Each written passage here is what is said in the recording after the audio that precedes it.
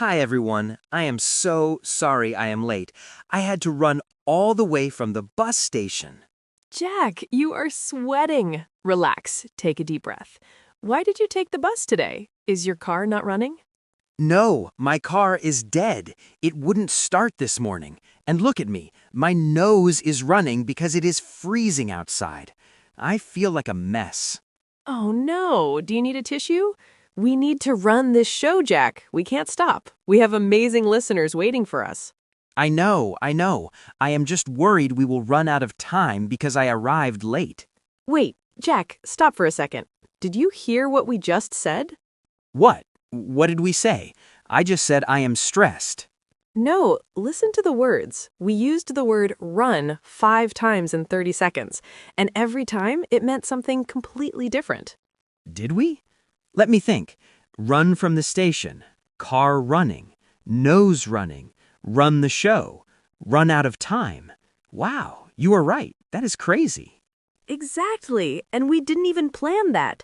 This is how native speakers talk. One small word, but it is everywhere. It's like magic. So today we are going to master this superverb run. We are not going to read a dictionary. That is boring. We want real English. No textbooks today. We're going to learn it the natural way. We're going to feel the meaning in real-life situations. By the end of this video, you will understand the soul of the word run.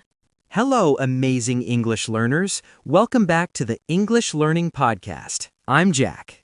And I'm Sara. Welcome to our warm and friendly family. Think of this as a conversation between friends, and you're sitting right here at the table with us, having a cup of coffee. If you enjoy learning English this way, simple, natural, and fun, please give us a thumbs up and subscribe. It tells us you want more videos like this. Okay, Jack, let's break it down. Why is run so confusing for students? It is confusing because when students learn run in school, they think of one thing, using your legs to move fast, like an Olympic athlete, or like me running for the bus this morning. Right, that is the physical meaning. I run in the park. The dog runs after the ball. That's easy. Everyone knows that. But then you hear someone say, my nose is running, and you think, wait, my nose doesn't have legs, how can it run? Or you hear, the water is running. Water doesn't have feet. Exactly. Or my computer is running slow. The computer is not jogging around the office. So what is the core feeling of run? What connects all these meanings? I think the core feeling is movement or flow or operation. It means something is active, it is going, it is not stopped, it is alive. I love that definition. It is going. If your legs are going fast, you are running. If the water is going fast, it is running. If the machine is working, it is running. See? It's all connected. Let's look at category number 1, liquids and flow. This is very common in daily life, especially in the house. Yes, think about water. If I go to the kitchen and I turn on the tap, what happens? The water comes out. It flows. We say the water is running. For example, my mom always shouts, "Jack, did you leave the water running?" This means, did you forget to turn it off? Right. We don't say the water is walking. We say running because it flows continuously. And this applies to our bodies too. Jack, tell us about your nose again. I hope you're feeling better. I'm okay, just a little cold. When you are sick or when it's cold, liquid comes from your nose. We say, my nose is running or I have a runny nose. It sounds a little gross, but it's very common. You need to know this for winter. And what about when you're sad? What happens to your eyes? We cry and we say, tears were running down her face. It paints a picture. The tears are moving fast down her face like a river. So category 1 is liquid flowing. Water runs, noses run, tears run, rivers run. Simple. Now let's move to category number 2, machines and technology. This is essential for modern life. If I ask you, is your car running? What am I asking? Am I asking if your car is jogging down the street for exercise? No, you are asking, is the engine on? Is it working? So run equals to operate, to function. Exactly. If I say, my computer is running slow today, that means it is working poorly. It is processing information slowly. Or I can ask, do you know how to run this software? That means, do you know how to use it? We use this for appliances in the house, too. I can say, the refrigerator is running, or the washing machine is running. It means they are in the middle of a cycle. They are busy working. So, if the machine is stopped, it's off. If the machine is running, it's on and working. See? No legs needed. It's about function. Now, this leads us perfectly to category number 3, business and management. If you can make a machine run, you can make a company run. Yes, imagine a boss. The boss controls the company. The boss makes the company move forward. So we say, he runs the company. Or she runs a small bakery. Or who runs this department? It means who is the manager, who is in charge, who makes the decisions. Sarah, tell me honestly, would you like to run your own business one day? I sort of do. I would love to run a bookstore or a flower shop, something quiet. We are running this podcast right now. That is true. We are the managers. We also have a great idiom, to run the show. It means to be the leader in any situation. For example, Jack likes to think he runs the show, but really Sarah does. That is probably true. I organize everything. So let's recap. Legs run, water runs, machines run, people run businesses. It all connects to movement and action. Now, let's talk about category number 4, transport and schedules. This is tricky. We learned take the bus, but can we run the bus? Not exactly. We don't drive the bus, but we can talk about the schedule of the bus. We say the buses run every 10 minutes. This means they operate on a schedule. They flow through the city constantly. Or we say the trains stop running at midnight. This means the service stops, no more movement. If you miss the last train, you have to walk. And here's a phrase everyone needs, running late. Jack, you used this at the start. You said, I'm running late. Yes, it doesn't mean I am physically running. I could be sitting in my car stuck in traffic, not moving at all. But I can call my boss and say I'm running late. It simply means I am delayed. My schedule is behind. Sorry, the meeting is running late. Or I'm running a bit late. I'll be there in 5 minutes. Or the opposite, running early. If the doctor is running early today, that means he is ahead of schedule. That's a good feeling. Wow, we have covered liquids, machines, business, and time. But Jack, the real magic of run is in the phrasal verbs. This is where students get confused because the meaning changes completely. Oh yes, let's look at the big 3. Number 1, run out of. This happens to me every morning with coffee. What happens? Tell us the tragedy. I wake up. I want energy. I go to the jar. It is empty. 0 coffee. I scream. We have run out of coffee. Run out of. It means to have nothing left. The supply is gone. You consumed it all. We ran out of gas. My phone ran out of battery.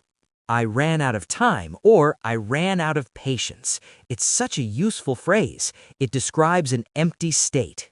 Number 2, run into. For example, I ran into my teacher at the supermarket. Did you hit her? Did you crash your body into her? No, please don't hit your teacher. Run into means to meet someone by accident, to meet someone unexpectedly. I didn't plan to see her. Exactly. You were shopping and she was shopping and suddenly, boom, you meet. Guess who I ran into today? It is a surprise meeting. And number 3, run away. This is simple. It means to escape, to leave fast. The thief ran away from the police. The dog ran away from the garden. Or, psychologically, you can't run away from your problems. That is deep, Sarah. Okay, we have a lot of meanings, but there is one more category I want to talk about. Idioms. Oh, idioms are fun. What idioms use run? Well, think about families. Do you have blue eyes, Sarah? No, I have brown eyes. Why? Well, if your mom has brown eyes and your dad has brown eyes, we say, brown eyes run in the family. Ah, run in the family. That means it is a genetic trait. Many people in the family have it. Like red hair runs in the family, or musical talent runs in the family. Exactly. It flows through the generations. And another idiom is in the long run. We say, it is hard now, but it will be good in the long run. That means in the future, over a long period of time. Learning English is hard now, but in the long run, it will change your life. That is a perfect example. Okay, we have so many definitions now. To help you remember them, we need a story. Yes, a story about Jack's very bad day. In this story, Jack is going to use the word run many, many times. Listeners, just listen and try to understand the meaning from the context. Are you ready, Jack? I am ready. Let me tell you about my terrible Tuesday. Go ahead. Okay, so yesterday was a disaster from the beginning. I woke up and realized my alarm didn't go off. I was running late. I went to the kitchen to make breakfast, but I had run out of milk, so no cereal. I was hungry. I jumped in the shower to wake up, but the water was running cold. The heater was broken. I was freezing. I got in my car to go to work, but it wasn't running well. The engine was making a strange noise. I drove to work, but I was worried I would run out of gas because I forgot to fill the tank. When I finally got to the office, my boss was waiting. He looked angry. He said, "Jack, you are supposed to be running this department. Why are you late?" I felt terrible. My nose started running because of the stress. I needed a tissue. Then, at lunchtime, I went to get a sandwich, and guess who I ran into? My ex-girlfriend. It was so awkward. She looked great. She told me she is running a marathon next week. She is very healthy. I just wanted to run away and hide in my bed. Finally, the day ended. The buses were running slow, so it took me hours to get home. It was the longest day of my life. Whoa, Jack, that sounds like a nightmare. I'm so sorry. But it was a beautiful story for learning English. Let's review the meanings you used. It was like a test. First, you said running late. That means delayed. Then run out of milk. That means the milk was empty. Then water running cold. That is the flow of liquid. Then car running well. That means the machine working. Then run out of gas. Empty again. Then running the department, that means managing the team. Then nose running, that is physical sickness. Then ran into, that means you met your ex by accident. Then running a marathon, that is the sport. Then run away, that means escape. And finally, buses running slow, that is the schedule. That's 11 different meanings in one small story about my bad day. And did you notice something? The context tells you the meaning. When I said, my nose is running, you knew I wasn't jogging. When I said, running the department, you knew it was about business. Exactly. Context is king. You don't need to stress about memorizing definitions. Your brain is smart. It picks the right meaning automatically based on the situation. So don't be afraid of this word. Embrace it. Use it. Sara, do you have any other examples of run that we missed? Well, we can talk about clothes. If you have a hole in your stocking or your tights, we call it a run. Oh no, I have a run in my tights. It means a line where the fabric is broken. That's a very specific one. Or in baseball, they score a run. But I think we covered the most important ones for daily conversation. Let's just talk for a minute about why English has so many meanings for one word. Does it annoy you? It used to annoy me when I was learning other languages, but now I think it is efficient. We recycle words. We use run for everything that moves. It's actually easier than learning a new word for liquid moving and a new word for machine moving. We just use run for all of them.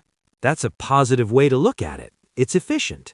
So if you want to sound like a native speaker, don't be afraid to use simple words like run, get, take, and set in many different ways.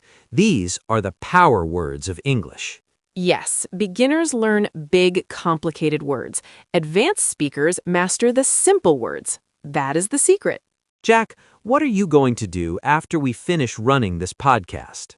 I am going to run to the kitchen and eat a sandwich. I'm starving. What about you? I have to run some errands. I need to go to the bank and the post office. Run errands. That's another great one. It means to do small tasks. We forgot that one in the list. So you're running errands and I'm running to eat. I think we have run out of things to say. I think so too. We have covered everything. Thank you so much for joining us today, everyone. We really appreciate you listening to our conversation. Remember, learning English is a marathon, not a sprint. You have to keep running. You have to keep moving forward. Even if it's slow, just keep running. If you liked this video, please run to the like button and smash it. It really helps our channel grow. And subscribe for more daily lessons. We post new conversations every single day to help you improve. Have a wonderful day and keep running towards your dreams. See you next time. Bye, everyone. Goodbye.